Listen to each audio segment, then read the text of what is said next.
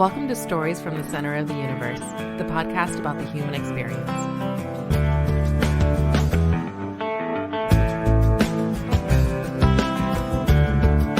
Rich, Dalton, welcome to the Center of the Universe. Thank you so much for having me. Yeah, man, you're out in California. I'm in Virginia right now. And we connected through my wife's childhood, very good, if not best friend, Sharon Swartz at the time growing up. She's now Sharon Ivy. Sharon is a massive fan of you, and she's a massive fan of this podcast. I don't know what that means about you or me, Rich, but she's a big fan of the podcast and you. And she couldn't wait to tell me about it. And I said, absolutely, let's get Rich on the podcast. You and I had a chance to chat for 45 minutes or so, I guess 2 or 3 weeks ago. I learned a lot more about you, but I think there's a lot more to explore. And so you and I just chatted before the recording started. We're going to maybe do 3 or 4 episodes with you. And we're definitely going to do at least 3. It might turn into 4. You've lived a life that some aspects of your life I can appreciate because I've experienced similar things, but most of your life experiences I can't relate to, but I'll try to relate to it as best I can, even though I haven't been through those experiences. With that being said, what's going on with you now? Now, well, like you said, I live in California, Oceanside, to be exact. Wow, what's going on with me now? Oh, I just started teaching karate at a karate school, even though I don't know karate, so that's a whole long story, but MMA is my background, mixed martial arts and things of that nature. So coaching kids, has also been my background. So giving back is kind of what I've been wanting to do, and especially things that I'm passionate about. I've been helping out the homeless as much as I can, usually about, 2 to 3 times a week, as well as several other clients, personal clients that I have that are going, battling homelessness and addiction. So when you talk about clients, Rich, you're an independent person that's providing effectively free or very cheap coaching advice. I mean, how does that work as it relates to somebody who's experiencing homelessness and obviously I would think trying to get out of that situation?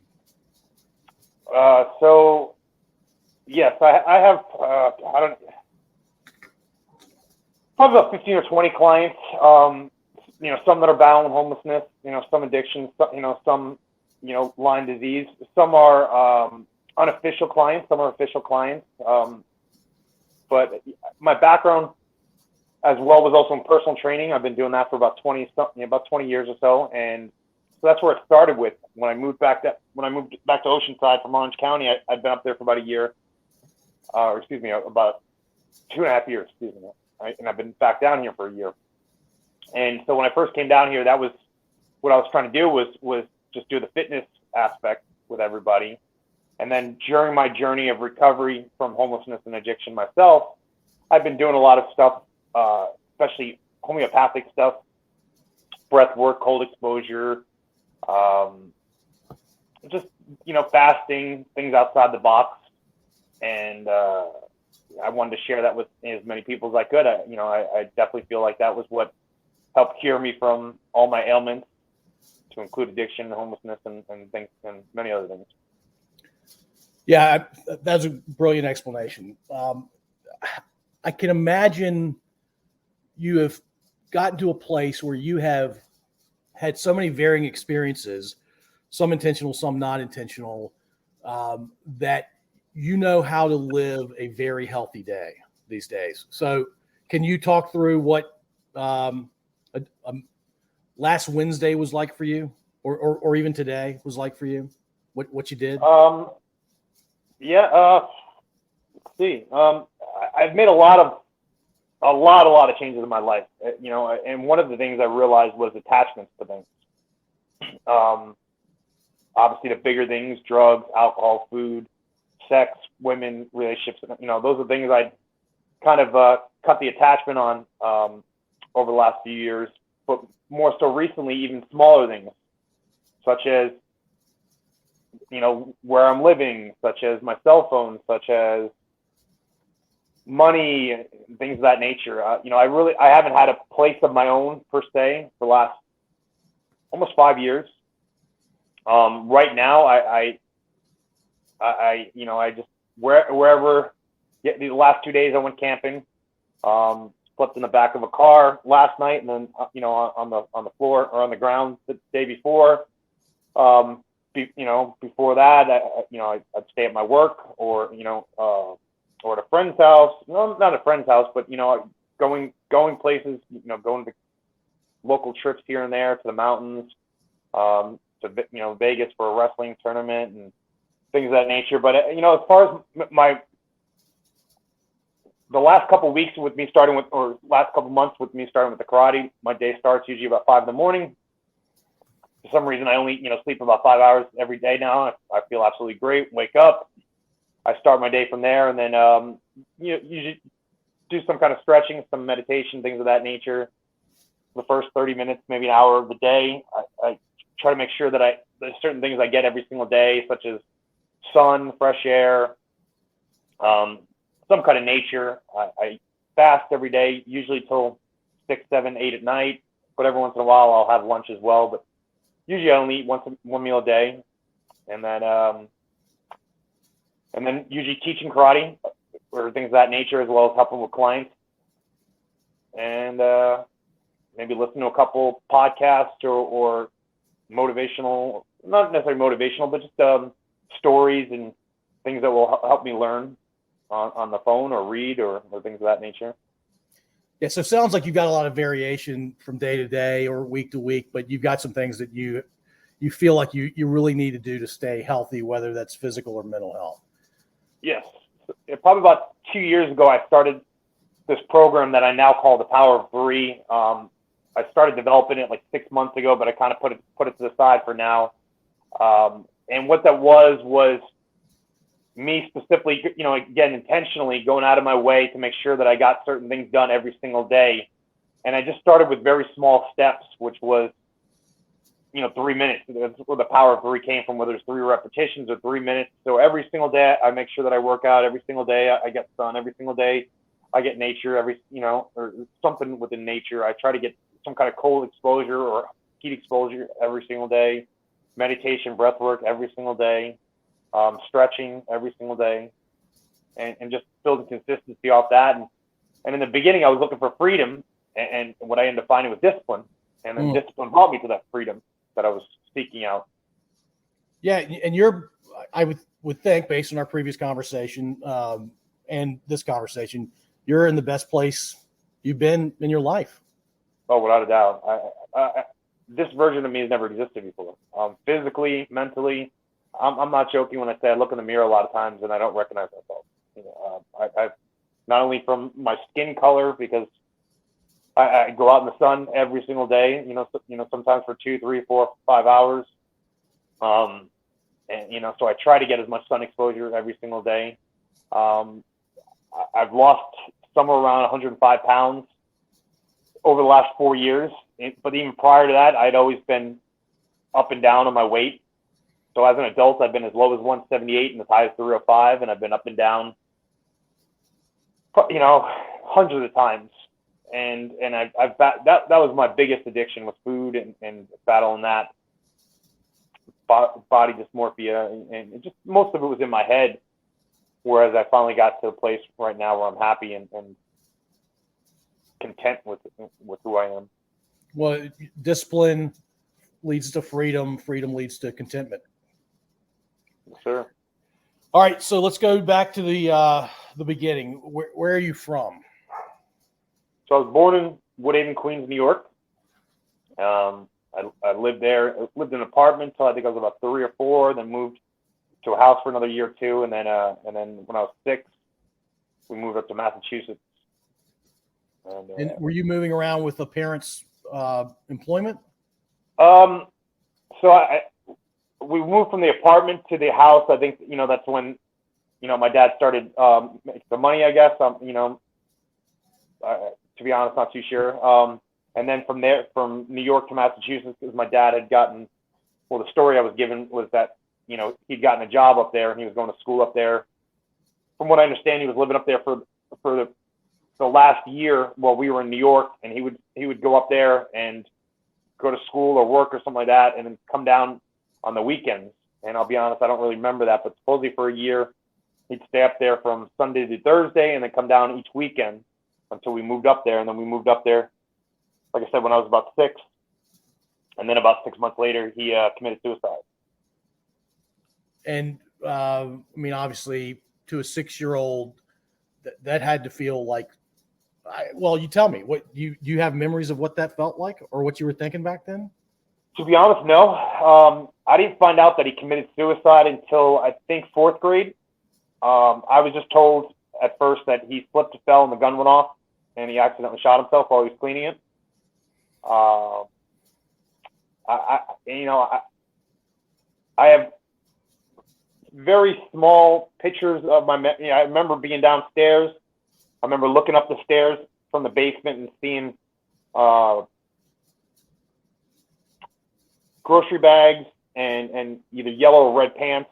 So I'm but I don't even know if these are my memories or these are memories that were implanted, based on what everybody told me. So that's kind of what I remember, and then I kind of remember the ambulance driving off with him. And then I remember being at his wake and my mom trying to get me to kiss him and me being adamant against doing that.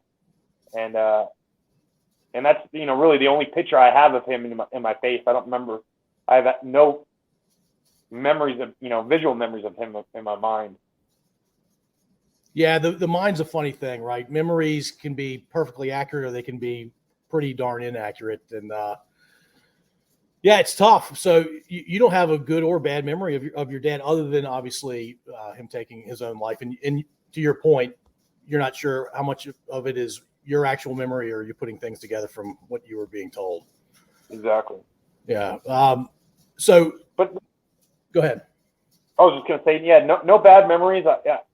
I kind of have memories of being at the park with him one time, the circus, but that was my mom telling me about that, so I don't actually remember that. And then I remember playing table tennis with him or ping pong when he was in a mental health hospital, just probably about a month or 2 before he took his life. But even that, I'm still unsure about, because then I talked to somebody that was very close to our family that, said that they didn't know that he was in a hospital, and so then I'm like, was he in a hospital? I'm like, I don't know. So, but yeah. Who's still around in your family that would have memories from back then? A few people, not too many, and most people don't want to talk about it. I've reached out to my dad's sister, two of his sisters. From one I've understand that she's in a bad state in a hospital. I haven't talked to anybody and then my other aunt, when I reached out to her a couple times over the last few years, her response was that he was a good man, but she didn't know him very well. And then I've reached out to a couple other cousins, and and most of them say the same thing.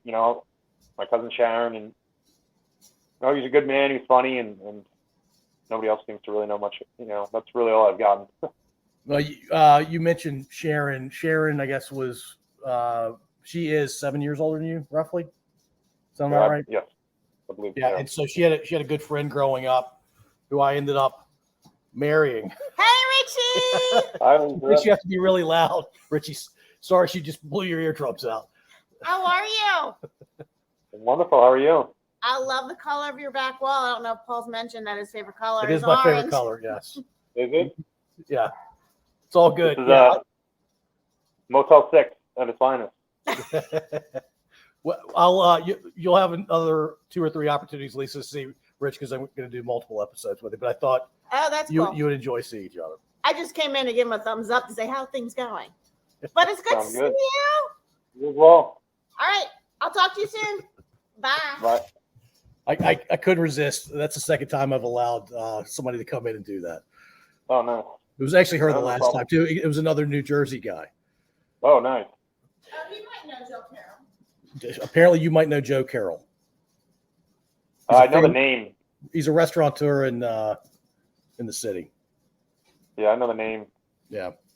Yeah, he's also, I think, 7 years older than you. All right. Yeah, So we have a very small town, so those names are usually pretty easy to come by. So to that point, your dad is gone now, and your mom has to make do with you, and you have one sister. Yeah, at the time, that's all I knew about. Yeah, we lived there for another 2 years because they just bought the house. And then from there, we moved to Florida. We lived in Florida for a year. And then from there, moved to New Jersey to Dumont and moved in with my Aunt Julie, which is my mom's sister-in-law. Her husband was my mom's brother. He passed away 3 months after my dad died. And that's Sharon and Michelle's mom. And so we ended up moving in there. So I was in 5th grade at that time. And the three of us moved in with them. Let's go back to all those places you stopped. I'm sorry, where did you stop after Massachusetts? New York? Florida. Florida, sorry. So do you have memories of Florida? Yeah. I think that's when the depression started kicking in. I had good memories of playing with friends and doing a lot of fun things when I lived in Massachusetts. I have very few memories of my mom, which makes sense. And 4th grade, I just remember, a lot more memories of my mom because we were, doing things together a lot. I didn't know any, I didn't have any friends there, when we first moved there. We lived with one of my other aunts for a little bit, and then we moved in with family friends after that. And so for the most part, I think I played 2 sports. I'd always been into sports, so. But I just that's when I started withdrawing and being an introvert, and just being the new person. I guess that's how I felt. And then when I moved to Jersey, that's kind of I took on that role again. Yeah, I mean, being an introvert, it's interesting. Some people would argue you're born either an introvert or an extrovert. Others would argue it's environmental. My guess is you're naturally an extrovert, but you were put in so many short-lived, temporary sort of situations. You didn't have time to show your true self. At least in Florida. Yeah, that's funny you said that. I'd agree because I don't remember being introverted at all when I lived in Massachusetts. We were always out playing in the woods and doing things and collecting cans and bottles and exploring. And then 4th grade, I don't really remember.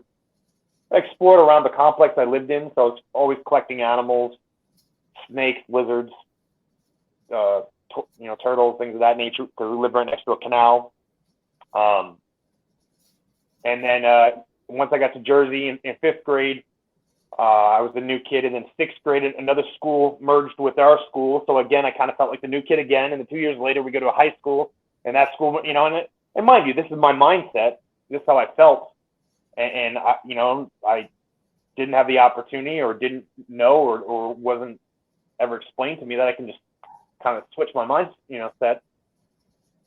And obviously it's not that easy, the snap of a finger, but I just kept following that. And don't get me wrong, I had friends and I was kind of in the middle of the pack. I played sports so that I knew people do that. But I had, just a couple of friends, about 3 friends for the most part, through most of my time there, and a couple other friends here and there that would kind of come and go, or they'd move or things of that nature. Yeah, I mean, you basically didn't have to use your term, a blood male relative after the age of, what, 6 or 7? Yeah. Yeah, I had some cousins, but they all lived in other states. I have 2 male cousins that were around my age that lived in Pennsylvania. But as far as a father figure, no. I had 2 father figures, uncles that I would see once or twice a year that were cops in New York. And so that was kind of why I ended up going, I believe why I went into law enforcement. But and then my friend's dad, he was also a cop, and he was kind of a father figure to me as well. But, and when I say that father figure, I say it pretty loosely. It was as much as they could. Like I said, I'd only saw my 2 uncles 2, maybe 3 times a year. And looking back now, I realize how difficult that must have been to handle. So I can imagine them not, they had kids of their own, and I just remember, I must have been a handful for my mom and everybody else. If you were 9 or 10 years old now and you had experienced what you had the first 9 or 10 years of your life, I think the approach, and given the fact that you didn't have any consistent father figures after the age of 6.5, 7, I imagine the approach would have been fairly different because the world really didn't have a sense of a holistic approach to help a kid that had experienced what you experienced. You were left just to kind of get bounced around, and what ended up happening.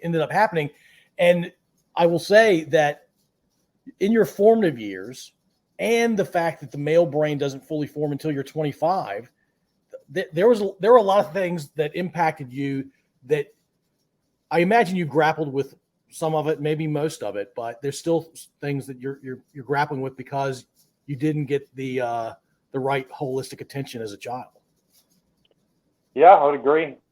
And to add on to that, my mom never did either, nor did my sister, nor did anybody in my family. And then I move in with my 2 cousins and my aunt, and they're not, getting that either. They lost their father, and so they're not getting any kind of therapy or any kind of help or assistance. My mom never went to therapy. I went to therapy in, I think it was 7th and 8th grade for about a year and a half. Oh, wow. And that was I think because my mom had absolutely, I was getting into fights a lot and detention and things of that nature because I just felt like I didn't fit in, and I was really pushing back towards her, and I think she just had her hands tied. But looking back, I realized my mom never got any therapy. We never talked about this. None of these things were ever talked about. I don't, like I said, these memories of my dad, again, he was never talked about. And then once I had found out that he committed suicide, and then by the time I went to therapy, my therapist convinced me that I used to blame everybody else, God, and then my therapist, in my mind at the time, my therapist convinced me that it was his fault and to blame him. So then from there, I took it upon myself to absolutely hate him and anybody else that committed suicide and had depression, and anybody that tried to tell me differently, I would, we'd be fighting. I was adamant about how big of a coward and how weak he was. And I was just very adamant about that. And then I started pushing back on my mom about that as well. And it, so. Yeah. I mean, I have my own thoughts on suicide, and I think the answer that I've come to now is every situation is different. It's very, very complicated. There are certainly negative aspects of that person when they were alive that led in part to them ending their own lives. But yeah, your dad's situation is extremely unique, and I don't think it would help you to understand why at this point. Like it's kind of a binary thing. He did it, and you are who you are now. You're right, and as I'm sure we'll get into later, when I was in the middle of my addiction and homelessness, 3-4 years back, the idea of death and killing myself and dying was on my mind regularly. And so that helped me connect with him. I finally forgave him out loud, probably I think I was about 34, 35. It was, right after my divorce and my custody battle. And I remember my ex withheld my middle son, Jacob, from me for a couple months. And I just remember how much that destroyed me and how upset I was. And that's what helped me realize how severe depression is. And mind you, on a side note, I had never thought I had depression. I'd been told since I was a kid, I was just an angry boy, and it was just constantly, he lost his dad, so he's just angry. And that was what was told to me over and over again. And I joined the Marine Corps, and then, became a cop, so the idea of depression or PTSD, not only was that never said to me, but I didn't want to admit that because then there's a possibility I could lose my job or I couldn't carry a gun or, and then the whole idea of, that I'm not a real man, society, has these standards for, and in my mind, I can't be depressed. I can't have PTSD. I might lose this. I might lose that. I might not be able to do this. I might not be able to, so I went the opposite way and to try to prove how big and strong a man I was. And that's kind of where I think I gravitated towards when it came to sports and wrestling and martial arts and law enforcement and the Marine Corps. Yeah, society was telling you to be tough and suck it up and don't have emotions. And if you do have emotions, it's to try to harm others through physical sports. And I will say he's an angry kid is not a diagnosis. It wasn't back then. It's certainly wouldn't be sufficient these days. Yeah, but when you were a kid, I don't know that the world was talking about PTSD. I don't even know if it had become a standard diagnosis for folks. And you're right. And I'll be honest, I couldn't even admit to that till a couple of years ago, because even when I was trying to get help with the VA, I was afraid that if I said I had PTSD and they looked into it and find out my dad, then they could take away my benefits and things, so it was just a constant. And that was what I realized is probably since the age of 7 or maybe 9. I think the biggest thing that changed is I started living my life out of fear. I don't remember being in fear in first, second, and third grade. In fourth, I don't remember being afraid of meeting new people. I don't remember afraid of, climbing the tree too high. I just don't remember any of those fears. And then all of a sudden in fourth grade, that's what I feel like took over, and this fear, just fear of everything, fear or uncertainty. What led to that culmination of you going from a fairly exploratory kind of kid to a kid who just was afraid to do anything because it might end up with a bad outcome?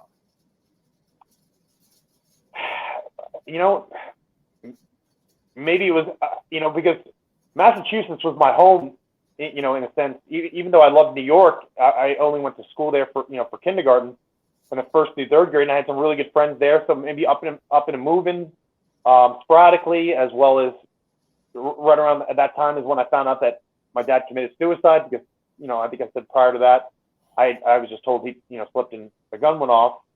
And then just the moving around, and again, the uncertainty of where we're going to live. And so, because when we were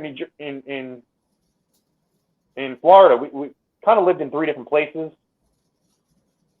And then on top of that, I don't know if my mom worked much in Massachusetts because she was trying to take care of us, and I don't think she was mentally capable at the time. Well, we moved down to Florida. I think she might have found some part-time work, but we only lived there for a year. So I know she was just, really scraping by, and then she ended up getting a job at a bank, and she was probably working there. Well, she worked there for quite some time, but I think I was around 18 when I found out that she was making around $11 an hour. And I think that's that. I'm like, I thought I grew up in this middle-class household, and I look back, I'm like, we should have been on food stamps and any and all kind of help possible. But my mom was too proud, and she used her credit card for everything, and made sure that we got everything we wanted for the most part, and in a sense spoiled us. And I walked around with this entitled state of mind because, especially once I turned 12 or 13, everybody was afraid of me. I lived with 5 other women, and as I hit puberty, I'm sure, which makes me think that my dad was, probably had an angry side too. Well, obviously he must have, because he committed suicide and depression there, with depression linked it and attached to anger and all kinds of other things. But that's you know what? Okay, let me go back to answer your question. That's around the time that I really started hating myself.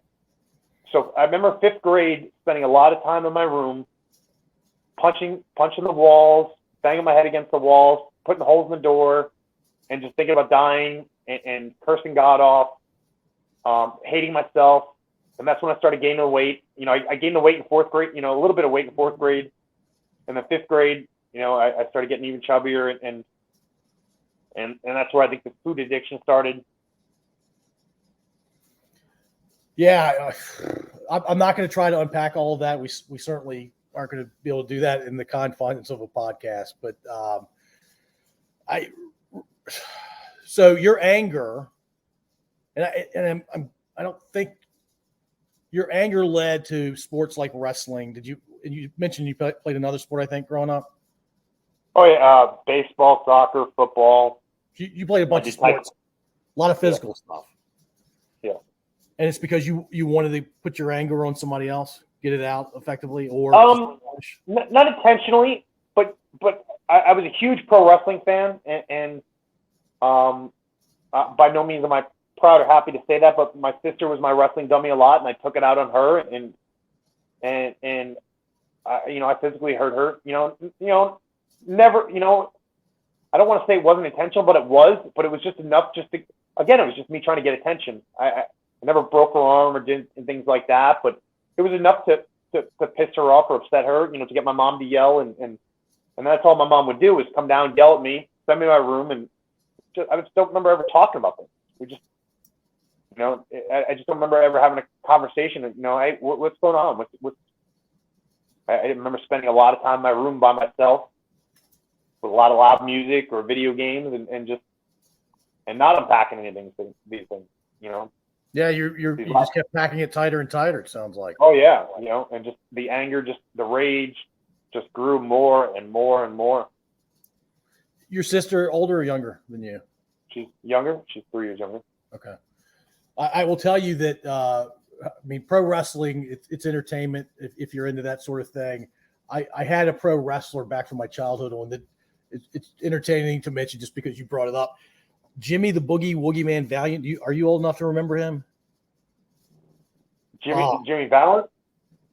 Jimmy Valiant was his wrestling name, and his nickname the Boogie Woogie Man. Okay, yeah, I remember Jimmy Valiant. Yeah. Anyway, he's 81 now. I had a chance to, or no, he's going to turn 80 next month. But I had a chance to talk to him. He was a trip, and it's definitely entertainment. Oh yeah. It's not the kind of wrestling you were doing in school, I imagine. No, and what's funny, when I first moved there in 5th grade, Sharon was trying to get me to try out for the wrestling team because she was, one of the mat maids for the high school team, and she's like, "You love this wrestling stuff, what?" And I remember thinking to myself, I wanted to, it sounded great, but I was in 5th grade, and I'm thinking to myself, well, all these kids have been doing it since 1st grade. I'm going to be way behind, so I didn't. And then instead, I wait till the middle of my sophomore year when the guy at my weight class he leaves in the middle of the season, and that's when I tried out for the team. Well, I didn't try out for the team. They had an open spot, and they needed somebody to fill the spot. So, and I will say, wrestling really changed my life. Wrestling helped me with a lot of confidence and control a lot of that anger. Wrestling's pretty big in New Jersey, right? Yeah. Oh, it's huge. Yes. Why is it so big in New Jersey? Good question. I don't know. It's just a blue collar sport, and I don't know. It seems to be real big in that area: New York, Pennsylvania, Ohio, New Jersey. Yeah, even blue collar places. Northern Virginia. What's that? I was going to say pretty blue collar places. Northern Virginia, not so blue collar. Well, it was blue collar back when you were growing up, but it's definitely not now. Yeah. It's definitely not now. All right, so wrestling really became a thing you could really get into, and it sounds like it helped a bit. Oh gosh, yeah, it definitely, it allowed me, it gave me a huge outlet, and it wasn't just practice, Monday through Friday and the matches. It was also trying to make weight, and it was also conditioning, and me feeling this need to catch up to everybody else. So I was running on my own and going to the gym on my own, which I didn't really do that with other sports. So I really feel like I was able to fully immerse myself into it and make it a lifestyle rather than just a sport. And I think that's what helped me so much. Yeah. What's the movie? Vision Quest with, what's his name? Matt Modine. Wrestling has that effect on a lot of people, man. Like they want to be. That's a perfect example. Yeah. And you, it sounds like for part of your childhood, you were living that life, at least. Oh, without a doubt. Without a doubt. What's the craziest thing you've ever done to cut? Go ahead, finish your. Oh, to cut weight? Yeah. Gosh. I never did anything crazy. Sauna, but I was, losing 20, 25 pounds, in a week on average. But I always had plenty of extra body fat at the time, so it really wasn't anything. I didn't have to do anything too crazy. But losing 8, 10, 12 pounds, in a practice. Yeah, I mean, most of that's water, right? You're burning you're burning calories. You're perspiring water.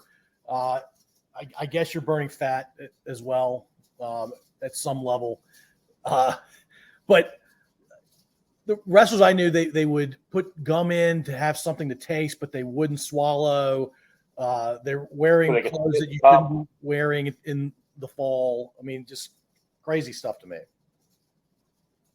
Oh yeah, I'd go to practice with t-shirts and shorts on, sauna suit on top of that, and then sweatshirt and sweatpants on that. And then our room, we'd have the heat up to about 85, and about halfway through the practice, I'd take off the sauna suit, and the shirt and shorts I could literally wring out. They were and on average I was losing about 8 to 10 pounds each practice, and that was without really trying too hard.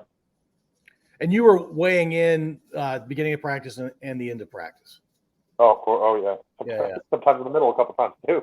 And so how much would your weight fluctuate in a week? Like 20. High to low? 15 to 20 pounds. Wow. What weight class did you wrestle at? 189. And then my senior year, they dropped 189 down to 185, and then they added a 215. So I was back and forth between 185 and 215, wherever I had the opportunities. So you were one of the bigger guys. Yeah, and then heavyweight here and there, but mostly 185 and 215. And you wrestled through your senior year? Yes, yeah. My senior year, I was the captain, and I took third in our district. Okay, so you had a pretty good record. That was decent. I was, 14-6 that year, which, for me, that was huge because my sophomore year when I first started, I was 0-6. I didn't make it out of the first period until my last match, and that was a guy that was 2 weight classes below me. And then my junior year, I was 6-10, and then my senior year, yeah, I mean, you proved to yourself that you could get to a record like 14-6, which is a really good record, and you tested yourself in ways that you probably couldn't imagine when you were a freshman in high school. Oh, without a doubt. Yeah. Are wrestlers pretty tight with each other? Oh yeah. Shared tough existence and that camaraderie and relationships. Yeah. Misery loves company. Yeah. Don't be mad. You're pretty tall, right? How tall are you? 6'1". All right. So you're tall enough that you could have considered basketball. Here's my theory on why Northern Jersey has such a big wrestling culture. My wife's Italian. She's not a tall woman. Most Italians that I've met are fairly short. There are lots of Italian Americans in Northern Jersey. They end up wrestling.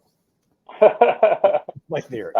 I like that theory, because I do know a lot of Italians in Northern Jersey that wrestle, as you mentioned that. A lot of them are playing basketball. Yeah, a bunch of names just popped in my head, Italian names, and I'm like, yeah. Well, same thing you get with German. A lot of Germans as well. They're usually on the shorter side. Europeans in general are. Yeah. Well, yeah, and lots of first generation people in Northern Jersey too. Second generation, that kind of thing. All right, Sharon would kill me if I don't say this. You mentioned her sort of talking about being a wrestler. What are your other memories from your time with Sharon living in Jersey? Because Sharon was out of the house when you were in, what, 5th or 6th grade? No, she didn't move out. She moved out, I think, when I was in 8th grade, maybe 9th grade. No. Yeah, because I think she lived there for like another year or two out of high school.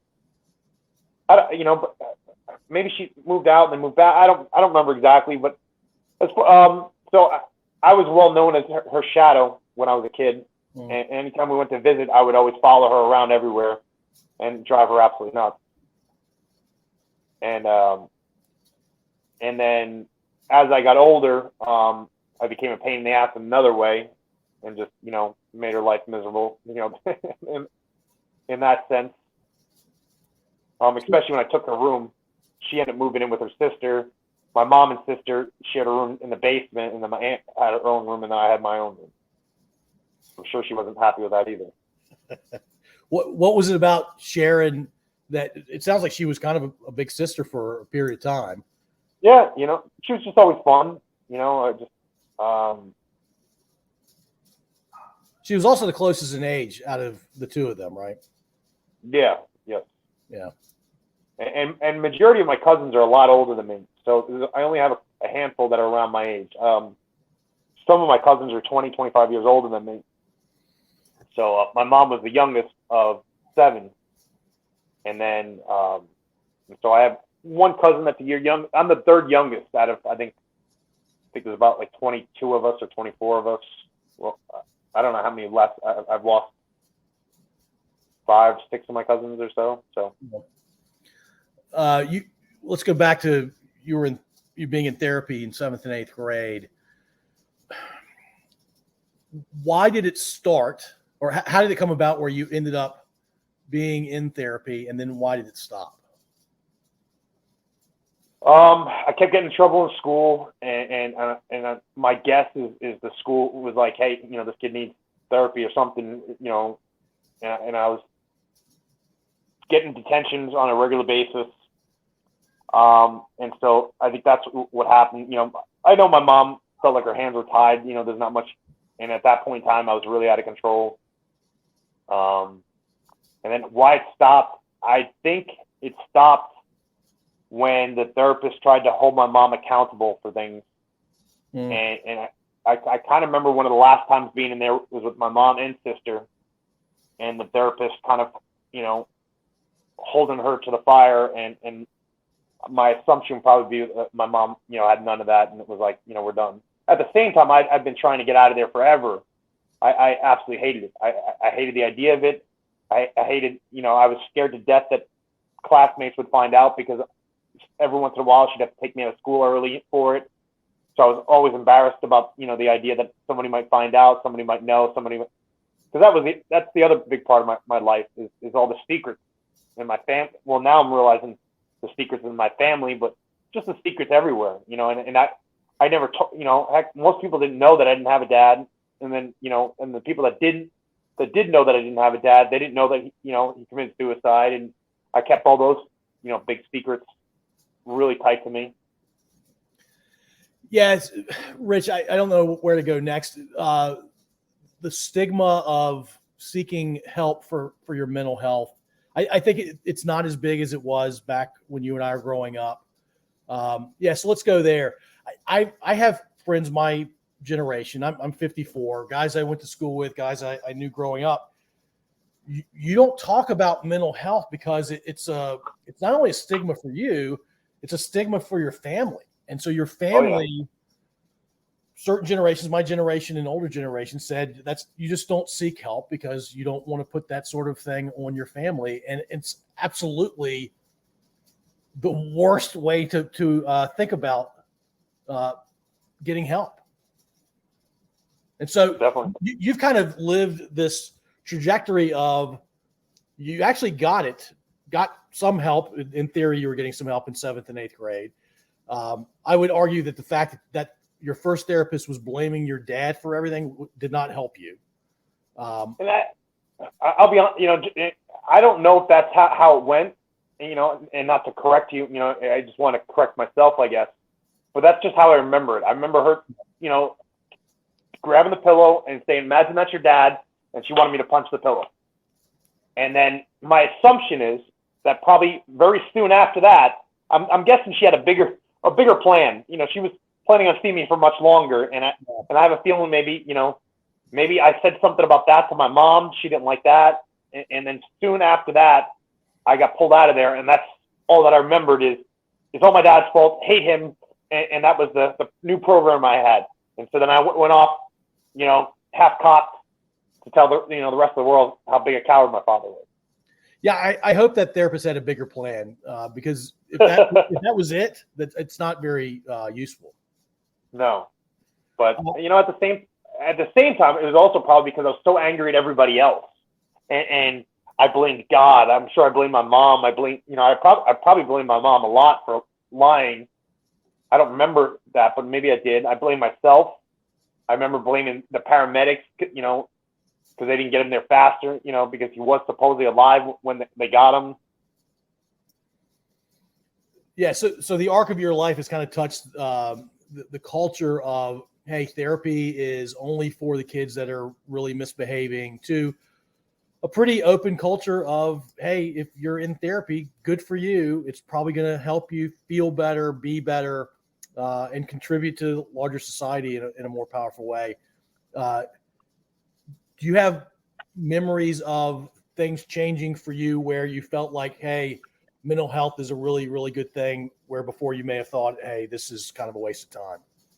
Back then or now? Both. So back then, the one thing it did help me with is I stopped getting in fights. So the last fight I've gotten fist fight I've gotten in out of anger was when I was 13, and that was right after therapy. And so I wasn't getting into fights anymore. But I'll be honest, I felt like that was because I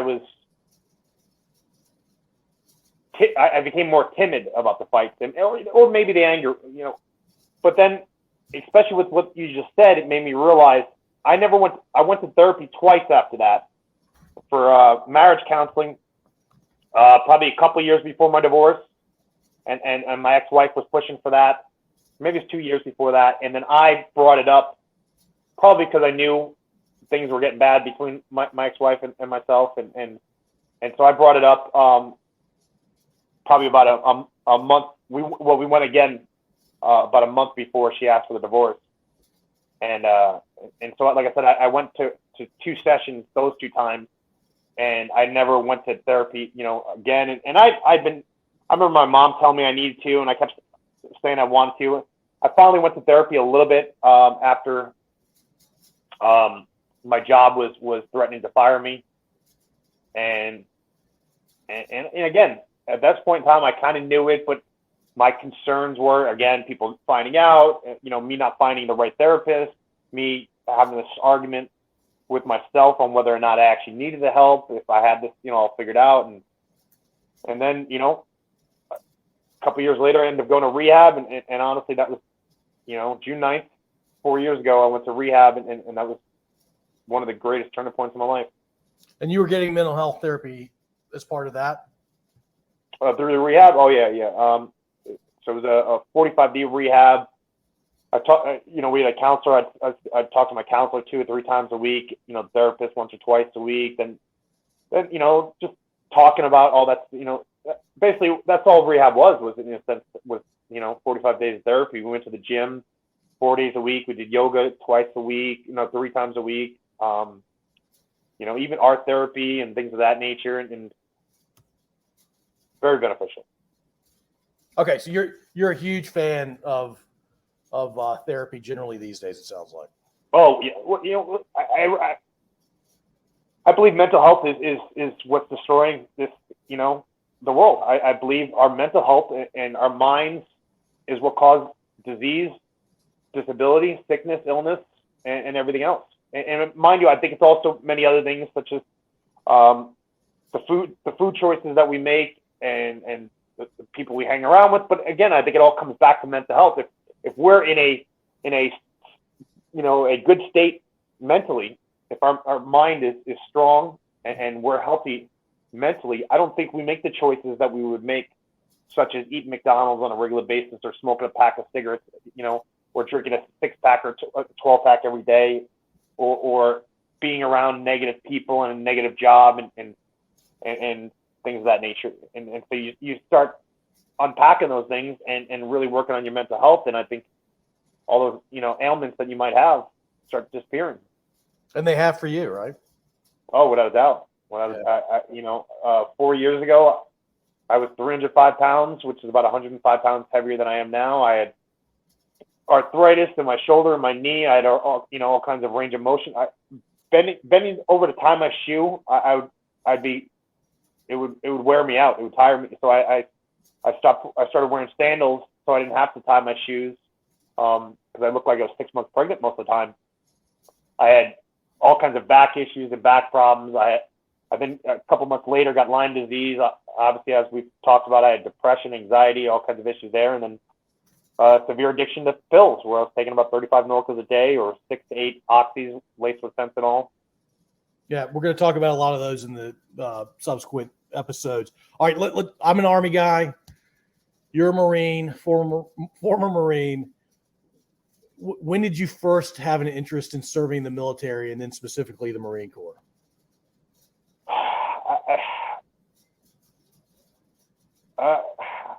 Good question. My friend Jason was the one who he joined the Marine Corps. He actually lives out here in Oceanside now, and he, I think, planted the seed in my head. I was trying to go to colleges to wrestle. I had gotten some letters from Division III schools and stuff like that, and I'd reached out to a couple as well. But I didn't know anything about financial aid or scholarships or things of that nature. I knew financially, my mom wouldn't be able to afford it. I didn't know about loans.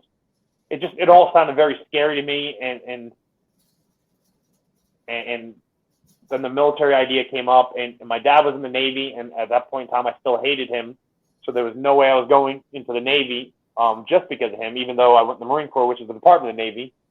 But maybe that was my way of, telling him to, F off or something. But the Army and the Marine Corps were the only two choices in my mind that I had. And I went to Marine Corps because I felt like it was the hardest, their boot camp. And that was all I wanted to do was a boot camp. But then I, started getting my expectations, kind of tangled. So I wanted just to go to boot camp, but then they're like, okay, we'll go to the reserves. And I'm like, well, I want to be an MP. They're like, well, we don't really have many MP positions in the reserves, so you might not get that. Or you might get stationed. And so I decided to go to active duty. Well, because I also want a K-9. And they're like, well, there's no way you're going to get K-9 reserves. So that's why I just decided to go active duty and went that route.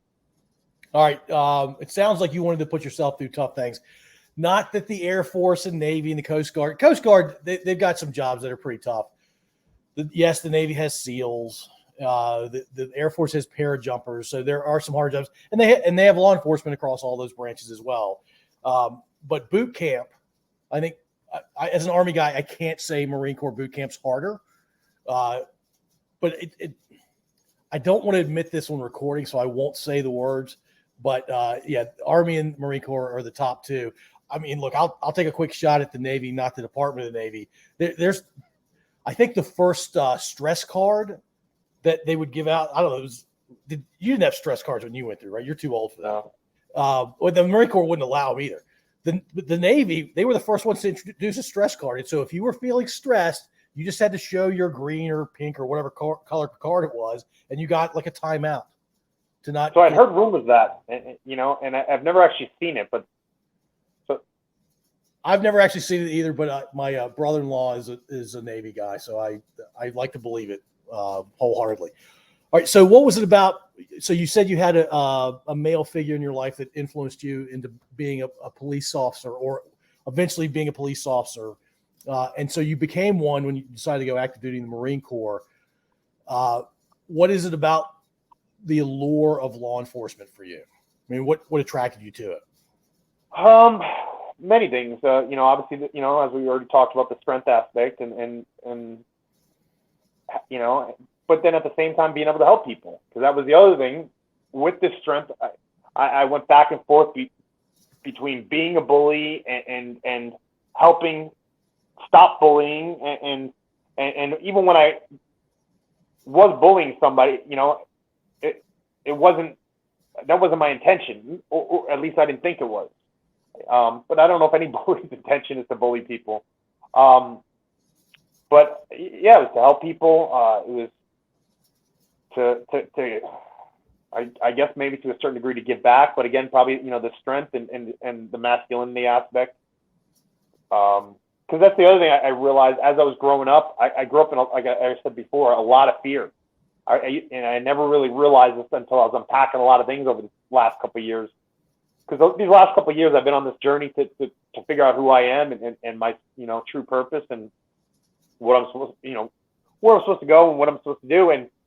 But growing up, I used to watch horror movies all the time, action movies, violent movies, and I remember 6th, 7th grade, 1 in the morning, going downstairs to make sure the doors were locked and and looking out the window, and maybe it was because I was the only male in the family and everybody's women, or the programming from all these movies from Hollywood and things of that nature. But I just always had this fear that somebody was going to break in or something was going to happen, and so, I'm sure that played a big part of it as well. Yeah. So there's strength in being a law enforcement officer. There's certainly an aspect to you're there to support and protect the community, and then protecting doesn't come naturally for a lot of people, but it sounds like it came naturally for you, and you had some influence from Hollywood, maybe. Yeah, and that's a great word, protection, and maybe that's what it was. I was trying to protect myself and my family, and that's why, I think I was in 5th grade or 6th grade when I got my first bench set and a heavy bag, and started doing stuff in my garage to lift and get stronger, and martial arts. I started Taekwondo, I think, in 5th or 6th grade.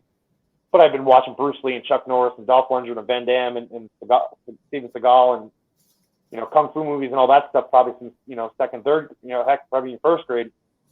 And so again, that idea of protecting myself, my family, became. And as I got into wrestling brought me a lot more confidence, which gave me the confidence to join the Marine Corps, and then go into law enforcement.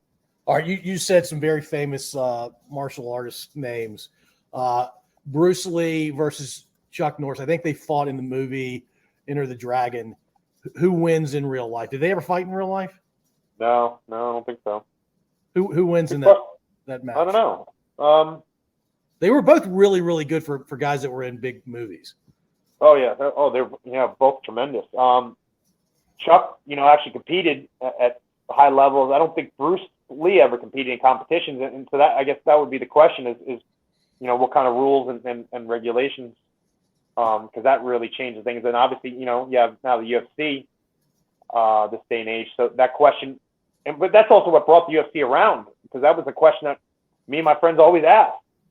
What about Arnold Schwarzenegger versus Bruce Lee?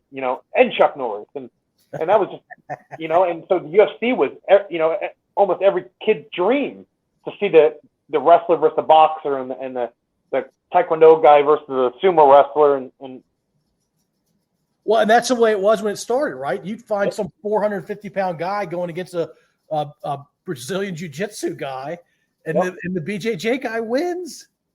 Yep. I mean, the world was stunned when Gracie won UFC 1. Stunned. Oh gosh, it changed martial arts. Oh, Brazilian jiu-jitsu just took off, and it's still huge today. Oh God, out here there's in San Diego County and Orange County, it seems to be the hub of mixed martial arts and jiu-jitsu, at least in the U.S., if not, throughout the world. But Oceanside probably has about 30 different jiu-jitsu or mixed martial arts gyms, and they're everywhere. A lot. Yeah, they are everywhere, it sounds like. All right, so let's go back to you. You wanted to be a law enforcement officer in the Marine Corps, and specifically, you wanted to be a canine guy. Did you just have a love of dogs your entire life? I did, yeah. I had a dog when I was born, and then I don't know if they Sparkles, he was Dalmatian. I guess they bit crazy. I don't know if they gave him away or passed, and then when I was 4, I got my dog Champ, and I had him from 4 till I was 18. And that's something I really didn't really recognize till probably about a year ago. That was my best friend. Yeah. He was there with me, and he died when I was in Japan. And it was my first duty station. And I really think that he died from a broken heart, in a sense. And I went to boot camp. When I came back, all of a sudden, that's, when his health started going, his mental health mostly. And I think, my theory is that he was so used to me being there to take, I'm sure my mom fed him and let him out, but I would take him and go, for runs and throw the ball with him, so yeah, I had him my entire life, and he was there with me when we traveled, always, all of our road trips. So he was my absolute best friend, and I trained him quite a bit. No, not quite a bit, a decent amount. And then I worked for a vet because my junior year in high school for a couple months. And so, yeah, I've always loved animals.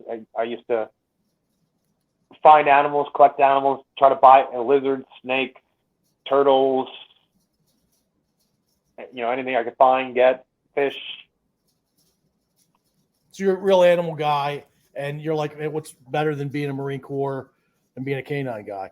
How many dogs did you have while you were in? So when I was in the Marine Corps, I had 2 dogs, and then when I was a cop later, I had 5 dogs. And you have fond memories of all 7 of them, I imagine. Yeah, of course, yeah, definitely. Were they all? They weren't all German Shepherds, were they? No, Belgian Malinois and German Shepherds. So tell me, I can't say is it Malinois? Malinois. Okay. Yeah. They're incredible. They're unbelievable. Oh gosh, yeah. Their energy level through the roof. And everyone you had, they were well trained, and you never had any issues with them?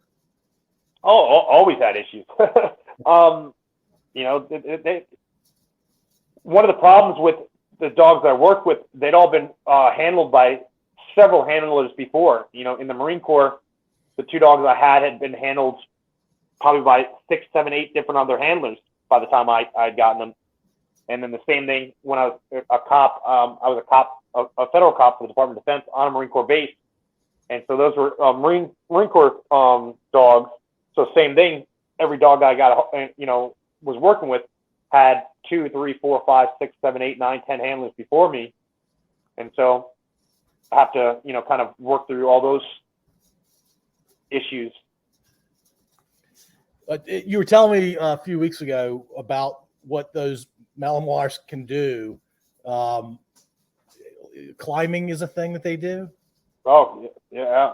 Well, we were talking about the videos of them climbing trees and houses and things like that. It just their prey drive is just so strong that there's not many obstacles that you can put in front of them that will even slow them down, never mind stop them.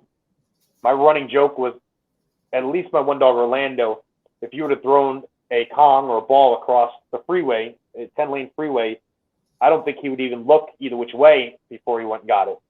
And I've watched him do that with other things, where he was, so focused on doing bite work when we were doing training. Somebody threw a ball out at him. He jumped up, caught the ball, kept the ball, and then right before getting the bite on the decoy, spit the ball out and then got the bite. And I just remember being like in awe of this, and I was just like, but yeah, he had all 4 of his canines had been capped with titanium, and then by the time I got him, he was 4 years old. He only had 2 left, so he had his top 2 canines, and he still bit harder than any other dog in our kennels. And then while I had him, he lost another tooth, another canine, so he was down to 1 and still bit harder than most of our dogs. Is it how they're raised or how they've been bred over generations that make them like that? Probably a little bit both. From what I understand, the Germans created them, the Belgian Malinois, back in the 40s, 50s, with a combination of German Shepherd, Doberman Pinscher, things of that nature to try to create the perfect military, police, law enforcement dog. Right on. Right, you mentioned your first. Well, let me back up.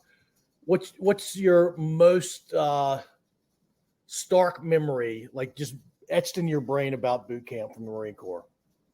Boot camp? Ooh. Yeah. Are we talking about good memories, or just any? Actually, give me one of both. Oh gosh. Or your choice, Rich. Either way. Okay. So so I got one of the drill instructors in trouble. I was on fire watch, and I'm walking around, and all of a sudden, I'd seen one of our drill instructors there in civilian clothes, and he was kind of acting a little bit weird, hiding behind it was probably like 10 o'clock at night, and he was kind of walking behind the bed or the rack. And all of a sudden I hear a loud thump. And so I kind of run over there, and I see the guy whose bed is next to mine laying on the floor with his mattress on top of him, and his clothes and everything that was all neatly put on his footlocker, all big mess in the front. And I was like, oh, and I like, what's going on? And I try to wake him up, and I'm trying to get him back in there. And here comes the drill instructor. Who's this nasty pig? Blah, blah, blah, blah. Clean this up, and starts yelling at him. So, mind you, I don't know this, but that same drill instructor had been threatening, nightmares, and so I assumed that he flipped him out of the rack. And maybe he didn't. I don't know, but that's what I told that guy. And his name was Dingle, and so I told him that, and I said, "Hey," "how was your nightmare?" And I was just kind of joking around, and he didn't know what I was talking about. He didn't remember any of it. And then, from what I gather, he then told the senior drill instructor, and then an investigation kind of came up, and they called me in the office, and the next thing you know, that drill instructor was gone for 3 weeks. And then, I remember him coming back, and it was probably about a week or two before boot camp's over, and him just walking up and down the line and just, "Hey, what have you done?" "Nothing, sir." "Exactly. Get in the back." And just was picking people out to take them to the sand pit to make them do push-ups and things of that nature. And I remember him coming up to me and said, "Oh, recruit Dalton. Want to get the drill instructor in trouble, huh?" No, sir." "Oh, good. You want to argue?" I said, "No, sir, not arguing." Or, and then he turns to the guy next to him. Is he arguing?" "Yes, sir." "Oh, good. Get in the back." And I just went in the back with a big smile on my face. And I just remember being outside there. And we were doing push-ups and jumping jacks in the stand. And I knew that we had like a week left. And I was in great physical shape at this point in time. So I knew I could have done that forever. And I knew what it was about. So I just remember, it just being a, real good time. By the way, I know why the Army and Marine Corps do it, but fire watch is one of the dumbest concepts ever. You have to have a standing guard awake. We did an hour-long shifts. I don't know if you were doing an hour or 2 hours. It was just to make you more tired, just to stress you out to see if you could handle it. Oh yeah, I absolutely hated it, but I definitely see why they did it. The building wasn't going to burn down, but they called it fire watch. Oh, so yeah. You're awake if the building spontaneously combusted. Oh man! All right, so you mentioned your first duty station was Okinawa. Did you enjoy that tour? Was that cool to experience a different culture, or did you not really experience the culture because you were working all the time? I'm going to go with option 3, which is I didn't enjoy it, and because of my mindset, I was just still very angry. I got to enjoy some things. I had some memory, but for the most part, I stayed in my room, and I was. We had just gotten internet access over there, so this was 97, 98. And so I remember spending a lot of time on there, or going to the gym. I went snorkeling once. Could have gotten scuba, certified and been able to go in one of the probably best spots, throughout the world. But I didn't get to do as much as I would have liked to have done. The person I am now, but back then again, I was a bit introverted, and so yeah, it was a good experience though, and I'm very happy to say I won. Yeah, I mean, there's some saying about awesome things are wasted on the young. Like you were 19 years old, and you were in 19. Japan. The 46-year-old version of you would have completely played that different, right? Oh gosh, you were that young. I was mad because that was the duty station I wanted. That was the last place. I wanted the East Coast, so I definitely didn't want to be over there. I was, from what I understand, like an hour or 2 flight to Australia, as well as and I was wanting to take advantage of those things, and I didn't. And there was just a lot of opportunities that I wanted to take advantage, and I just, again, was afraid to pull the trigger, especially on my own. Yeah, I mean, I think that's natural to have some level of fear. It's healthy, but it sounds like you had an unhealthy level of fear for a lot of your early life anyway, and it sounds like that manifested later in life too a bit. Oh, yeah. But you don't live in fear now, right? No. Yeah, that's cool. No. All right, and then you ended up you wanted the East Coast originally. You come back from Japan, and your next duty station is where? San Diego. Now, Rich, you have to say, even if you were introverted and fearful, San Diego it's expensive, but besides the fact it's expensive, the weather's unbelievable. Everything just kind of, it makes me happy to be in an environment like that. It's never too hot, never too cold. You don't experience these hurricanes or tornadoes. I mean, you're in an awesome part of the world. I can't complain. I got out of here in '98 and haven't left. I moved back to Jersey for a year right after 9/11, but then came back out here. And so I, for the most part, been out here since '98. And you're right, the weather is absolutely amazing. This year we had an off winter. It was much more cold, but it was very beneficial for me with what I was doing in my life. And so I'm happy for that. But yeah, there's just so much to do out here. The weather is just great. For example, I was up in the mountains yesterday or last 2 days, and then even this morning, and then got back this morning, and then went and jumped in the ocean. And there's not many other places you can do that. No, they're not. You say it was colder than normal winter. How cold did it get? We had quite a few days of high 30s, low 40s. That's extremely unusual. And raining, yeah, on a regular basis too. And that was the year I decided to start kind of diving into this cold weather exposure. So I was walking around in a tank top and shorts, all the time. And I'll be honest, there was many times I didn't want to. Yeah. There's many times I'd run to my car, put the heat on, where I was going to an event but it got to the point where people expected me to be wearing that. And I also knew that I knew how to warm myself up, by doing breath work and my mindset. And so it was a way to push myself and challenge myself. Was there any chance you were going to be a lifer in the Marine Corps? It crossed my mind because, again, I was looking at hard things. And so the Army, one thing I liked about the Army was all the different special operations, because that was what I was really interested in, possibly Navy SEAL. I didn't know about the parajumpers at the time. I didn't know about them until I went to canine school, and then I saw them training, and I was like, oh, wow, they are impressive. And so the Army, one of my concerns was, what if I go in the Army and I wanted to be, Delta Force or Ranger, things of that nature.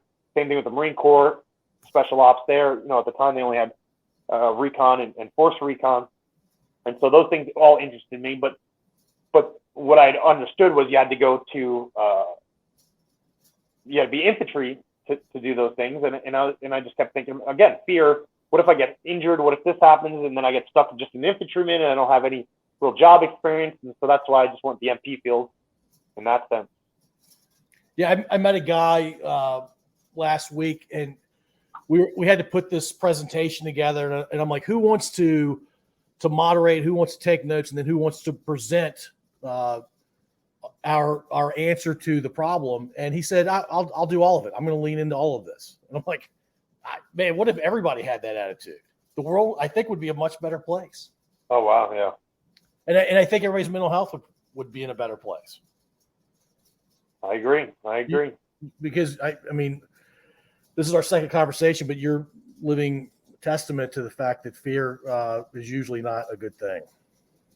No, and I've heard the story from friends and from influencers, to use the fear in the proper way. That's where I disagree. I think there's basically two things, and we can use all kinds of different words to describe them, but the two, you want to call it negative and positive. I like to call it fear and love. Fear, with fear comes anger and rage and concern and worries and stress and all that. Whereas love, you can obviously throw a bunch of descriptions on there as well. But I think when you're living in love, there's no room for anything else. There's no room, and that's something I didn't know. I didn't know love. I don't remember being held. I don't remember being hugged, by my mom. I don't remember sitting on her lap. I don't have any memories of those. I don't have any memories of my grandmother holding me or hugging me, and just being held or things of that nature. And now I'm trying to understand love. And again, I truly believe that when you're living in love with yourself, because I think that's where it all starts from. If we don't love ourselves, who else And that's what I did. I was asking everybody else or everything else to love me because I didn't know how to love myself. And so that was one of the, the biggest things that, started helping me on my road to recovery, is loving myself and loving who I am right now, and realizing that there's things that I might want to change and I can work on that, but it's going to, take time and I need to continue to work on it. But just loving myself, loving everybody around me and everything around me has helped me tremendously. Well, I can't think of a better way to end this episode. Rich, this is the first time I've done this. I've never said, hey, before we started, I'm thinking about 3 or 4 episodes. And so we've come to the end of what I'm calling episode 1. You got to love yourself is a great theme to end on. There's a lot more to talk about. You were a police officer after you left the Marine Corps. You've had Lyme disease. You've been homeless. You've been addicted to lots of things. And you've learned how to get to a place of recovery. And you told me when we spoke that, hey, you're never going to be sick another day in your life. It's almost like your journey has led you to figure out some things that 99.9% of humanity will never experience.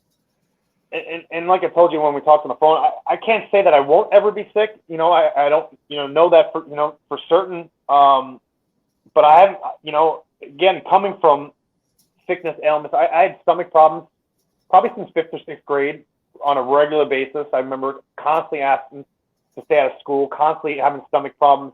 And I really believe that is from stress and trauma, from holding our breath and constantly being in that fight or flight state. And that was a huge problem with everything. Yeah. Yeah. You think Sharon would enjoy listening to what we just talked about? I think so. And then another part of my story that I haven't told you, and then, even after my recovery, I then worked private security for underground poker games where I was a drug dealer. I didn't call myself a drug dealer, but that's what I was. And I was also kind of a pimp. All right. So we're definitely having at least one more episode to talk about you being a pimp. Oh my God. That ended. That's what helped me move down here, because the last day I was up there, we had a home invasion where 3 guys came with guns, and there's rumors that they were looking for me or. Yeah, we're gonna talk about that in episode 2 or 3. Sounds good. Thank you for listening. If you enjoyed this episode, please subscribe to wherever you listen to podcasts. We'd also really appreciate if you'd rate and review us. You can find us at scodupodcast.com.